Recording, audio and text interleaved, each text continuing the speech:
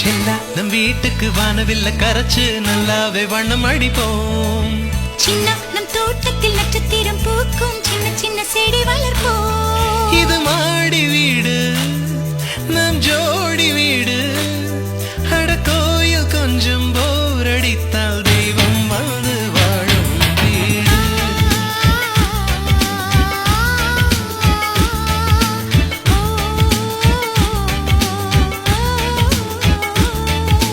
செல்லா நம் வீட்டுக்கு வானவில்ல கரைச்சு நல்லாவே வண்ணம் அடிப்போம்.